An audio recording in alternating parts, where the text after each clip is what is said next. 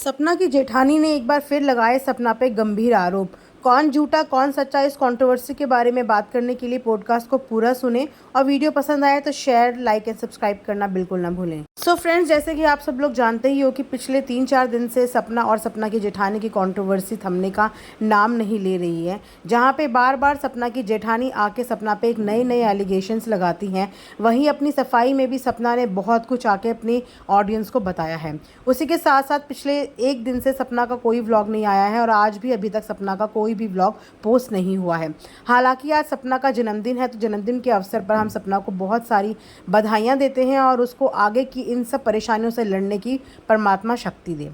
तो कल रात को फिर से मानसवी व्लॉग से मानसवी ने आके अपने वीडियो में कुछ ऐसी बातें बोल दी जिन बातों को सुन के फिर से दर्शकों का खून खौल उठा है। जो सपना की ऑडियंस है, सपना को पसंद करती है, सपना के खिलाफ एक भी बात नहीं सुन सकती, लेकिन जो मनस्वी की ऑडियंस है वो सपना को क्रिटिसाइज करने से पीछे नहीं हट रही है। तो मनस्वी ने कल फिर से सपना पे गंभीर आरोप लगाते हुए इस बात का खुलासा किया कि जो फोटो शेयर की गई थी राजवीर भैया की सपना द्वारा, वो फोटो सरासर फेक है। उनका कहना है कि जिस तरीके की दुर्घटना राजवीर भैया के साथ हुई थी, उस दुर्घटना में उनके शरीर के काफ़ी अंगों में चोट आई थी और जो फोटो सपना द्वारा दिखाई गई है, उस फोटो में शरीर के किसी भी अंग में कोई भी चोट के निशान नहीं हैं। तो बहुत से लोग इस चीज़ पे शक पैदा कर रहे हैं, लेकिन वहीं पे सपना का अभी तक इसके रिवर्ट में कोई भी आंसर नहीं आया है।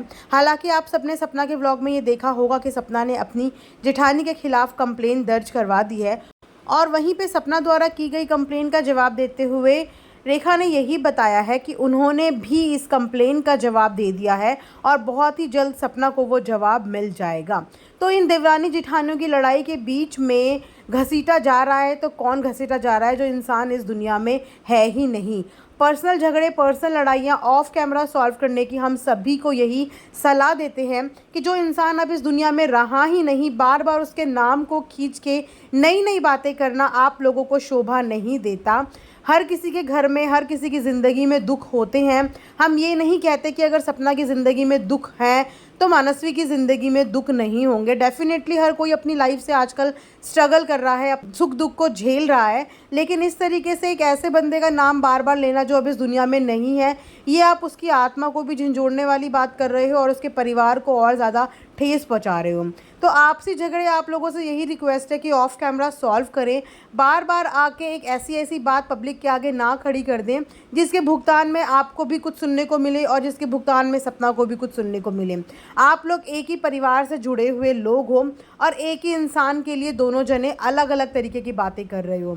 इसी के साथ साथ आप लोग पब्लिक के इमोशंस के साथ भी खेल रहे हो, क्योंकि पब्लिक भी कहीं ना कहीं राजवीर भैया के साथ बहुत ज़्यादा कनेक्टेड है और वो बार बार हर्ट होती है इस तरीके के स्टेटमेंट सुन के। खुद को समझदार बोलने वाले कम से कम समझदारी से इस बात को ठंडे दिमाग से सोचो कि आप लोग इस कंट्रोवर्सी से मज़े किसको दे रहे हो। दोनों के परिवार में बच्चियां हैं, दोनों की बेटियां हैं और कहीं ना कहीं दोनों ही अपनी ज़िंदगी से लड़ाइयाँ कर रही हैं। एक अपने घर को बचाने के लिए लड़ाई कर रही है और एक अपने बच्चों को ज़िंदगी देने के लिए लड़ाई कर रही है। तो दुख हर माओं का साझा होता है, बच्चियाँ सबकी साझी होती है। किसी की शक्ल अगर आप लोगों को इस गुस्से के वक्त नहीं दिख रही है तो एक नज़र अपनी अपनी बच्चियों की शक्ल पे डाल के देख लीजिए, आपको सारा फ्यूचर सामने साफ साफ नज़र आ जाएगा। और इस पब्लिक प्लेटफॉर्म पे, यूट्यूब प्लेटफॉर्म पे इस तरीके का अपने घर के लोगों का तमाशा ना बनाएं। कभी भी यूट्यूब में आके कोई भी मामले सॉल्व नहीं हुए हैं। इतिहास गवाह है, हिस्ट्री गवाह है कि आज तक जितने भी नाते रिश्तेदार एक साथ व्लॉगिंग के मैदान में उतरे हैं, उनके बीच में हमेशा हुई है तो सिर्फ कंट्रोवर्सी।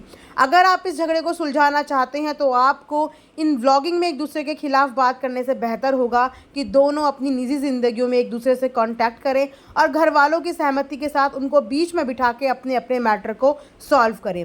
सो इसी नोट पे आज का पॉडकास्ट एंड करती हूँ। अगर आपको पसंद आया तो कमेंट सेक्शन में ज़रूर बताना और सपना को उसके जन्मदिन की बधाई देना बिल्कुल ना भूलना। So thanks for watching earth mom Dehradun.